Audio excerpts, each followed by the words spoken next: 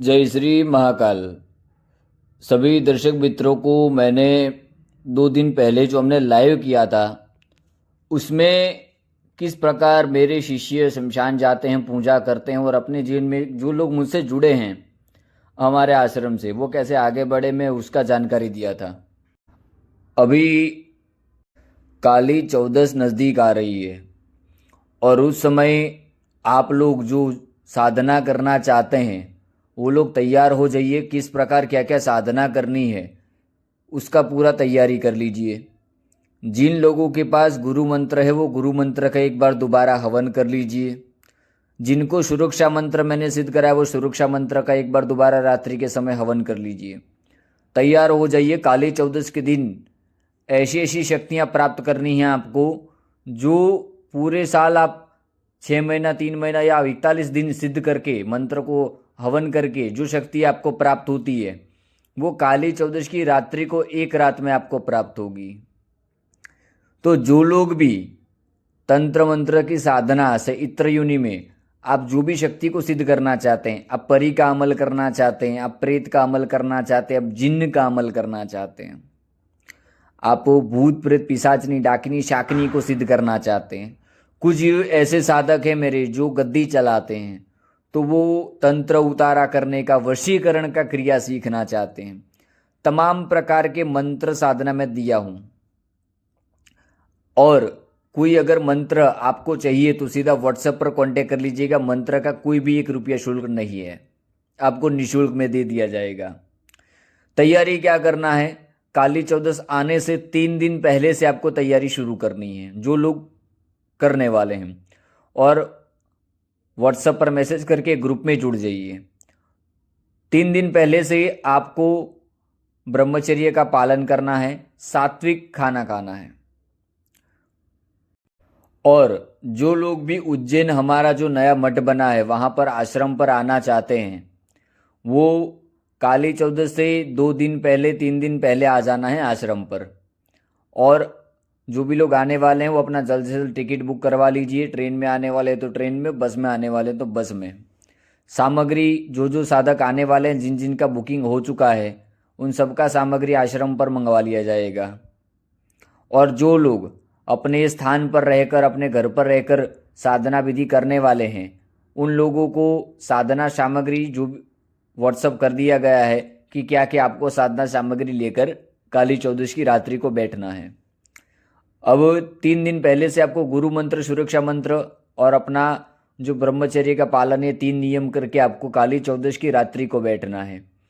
रात्रि को 11 बजे के बाद बैठना है और 11 से लेकर 1:30 बजे तक जो लोगों को मैंने क्रियाएं दी हैं, जिन लोगों को ज़्यादातर साधक जिन्होंने व्हाट्सएप पर संपर्क किया उनको पूरा समझा दिया है किस प्रकार से आपको अमल करना है, किस प्रकार घेरा हिसार लगाना है। और जो लोग पहली बार कर रहे हैं, पहली बार शमशान जा रहे हैं या पहली बार कोई वीरान जगह पर जिन जिनात की, इत्र योनि की कोई भी आप साधना कर रहे हैं हमसे जुड़कर और आपको लगता है कि गुरुजी हम डर रहे हैं, तो मुझसे एक बार वापस से व्हाट्सएप पर कांटेक्ट करिएगा। मैं वीडियो कॉल के माध्यम से आपको एक मंत्र कान में फूकूंगा जो सुरक्षा घेरा होगा। ठीक है, अगर कोई गलती हो जाती है तो वो मेरा आदेश रहेगा, मेरा एक शक्ति हमेशा आपकी रक्षा करने के लिए तत्पर रहेगी। वहाँ पर मुझसे अनुमति लेकर इसलिए पूजा करने को बोला जाता है कि अगर कोई गलती हो जाता है, क्योंकि काली चौदस की रात्रि को अगर किसी ने गलती कर दिया शमशान में और उस समय सारा पूरा शमशान जागृत होता है, अगर उस समय आपने गलती कर दिया तो कहीं ना कहीं आपके जान जाने का खतरा होता है। जुड़ के करते हैं, आश्रम पर आकर करते हैं तो मेरे सानिध्य में रहेंगे, कोई दिक्कत नहीं है। अपने घर पर करते हैं तो पुराण गुरु मंत्र का पहले से ही 3 दिन पहले हवन करके सुरक्षा मंत्र का दोनों को जागृत कर लीजिएगा। क्योंकि गुरु मंत्र आपने 1 साल पहले लिया था या 6 महीने पहले लिया था और आपने उसका जप करना कम कर दिया तो उसकी ऊर्जा कम होती है। और जो भी लोग काली चौदस की रात्रि को कर्जा मुक्ति के लिए शक्ति को, परी को हाजिर करने वाले हैं, वह लोग अपना एक लिमिट बना के रखना कि परी ज़्यादा लालच दे तो ज़्यादा नहीं उससे धन मंगवाना और ना ही उससे कोई बड़ा कार्य करवाना है। काली चौदस की रात्रि को जब आपको शक्ति प्रत्यक्ष सामने आ जाती है तो उस रात्रि को आपको डेमो के लिए थोड़ा बहुत ही धन मंगवाना है उससे। एक बात याद रखना, लालच में उस शक्ति को भूल मत जाना वचन लेना, क्योंकि शक्ति आपको ज़्यादा धन लाने का बोलकर लालच में बहला लेती है और वचन दिए बिना शक्ति वहाँ से लुप्त हो जाती है। तो सबसे पहले ध्यान ये रखना है, जितने भी मेरे साधक काली चौदस की रात्रि को शक्ति का प्रत्यक्षीकरण करने बैठने वाले हैं, ठीक है, वो शक्ति जैसे ही प्रत्यक्ष हो उसको उसका भोग धारण करने दीजिए। भोग लेने के बाद शक्ति आपसे पूछे कि मुझे क्यों बुलाए हैं, तो मुख्यत्व 3 वचन लेने होते हैं। मैं आपको जब भी जहां भी बुलाऊंगा आप हाजिर हो जाएंगे, आप मेरा कहा हर कार्य करेंगे और कभी भी मुझे या मेरे चाहने वाले को नुकसान नहीं पहुंचाएंगे। ये 3 वचन ले लेने हैं काली चौदस की रात्रि को जो भी शक्ति प्रत्यक्षीकरण करें। जो भी लोग शमशान जागृत करने वाले हैं उन लोगों का अलग व्हाट्सएप ग्रुप है, ताकि क्योंकि शमशान जागृत करते समय पूरा शमशान काली चौदस की रात्रि को उनके सामने खड़ा हो जाता है। और शमशान जागृत का विधि मैं उन्हीं लोगों को सिखा रहा हूँ जो लोग गद्दी चलाते हैं, जिनका खुद का कोई मंदिर वगैरह चलाते हैं, कोई गद्दी चलाते हैं, कोई आश्रम चलाते हैं। नियमों को याद रखना, गुरु मंत्र को और अपनी ऊर्जा को सही कर कर आपको बैठना है। गहरा इशार सही से लगा कर बैठना है और गहरा इशार लगाने से पहले भी मुझसे एक बार बात कर लेना। मैं एक सुरक्षा मंत्र कान में फूंक दूंगा, जिससे कि मेरे जो गुरु हैं या मेरी जो शक्तियां हैं वो कहीं ना कहीं अदृश्य रूप में आपकी रक्षा करेंगी। कोई साधक को अगर गलती भी हो जाएगा तो वह शक्ति उसको संभाल लेगी। काली चौदस की रात्रि को जो भी पूजा करेंगे वो तुरंत वो कार्य 24 घंटे में आपको रिजल्ट देगा।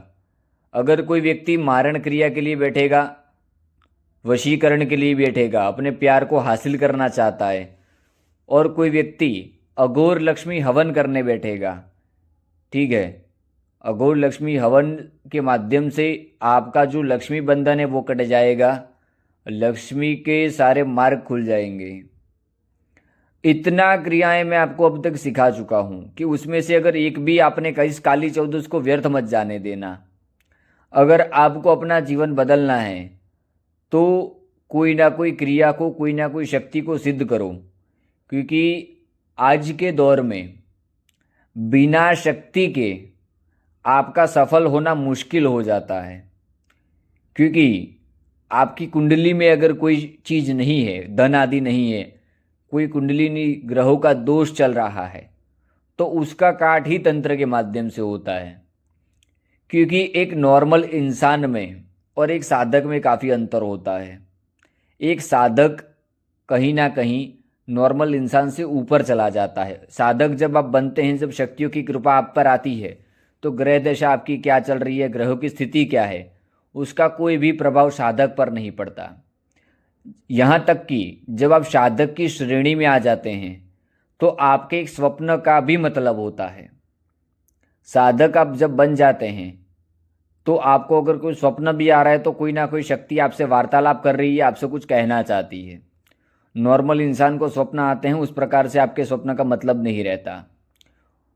और काली चौदस के दिन रात्रि को जिस समय आप पूजा करने जाएं तो दिन को सबसे पहले अपनी साधना सामग्री का शुद्धिकरण कर लेना है।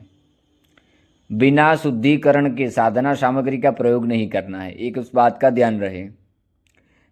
और माला भी संस्कारित कर लेनी है और आसन को भी किलित कर लेना है, ठीक है। जब आप पूजा करने बैठेंगे तो आसन को भी धूप आदि देकर पहले से उसको अभिमंत्रित करके रखना है सारे सामग्री को। काली चौदस की रात्रि को आप जब बैठें तो 1% भी आपकी गलती ना हो कि आपको शक्ति की साधना सफल ना हो, क्योंकि शक्ति तो आ जाएगी, पर अगर आपने कोई गलती कर दिया तो उसका खामियाजा आपको भुगतना पड़ेगा। ये उन साधकों को मैं कह रहा हूँ जो लोग बिना गुरु दीक्षा के करने वाले हैं। जो लोग गुरु दीक्षा लेकर करने वाले हैं वो तो आप कोई से भी शमशान में बैठ के आप जैसी पूजा स्टार्ट करोगे, यहाँ मुझे पता चलता रहेगा कि कौन सा मेरा साधक क्या पूजा कर रहा है और उसके साथ क्या हरकत हो रही है। मैं यहाँ आश्रम पे बैठे बैठे मेरी नज़र मेरे सब शिष्यों पर रहेगी कि मेरा शिष्य कौन कहाँ क्या कर रहा है।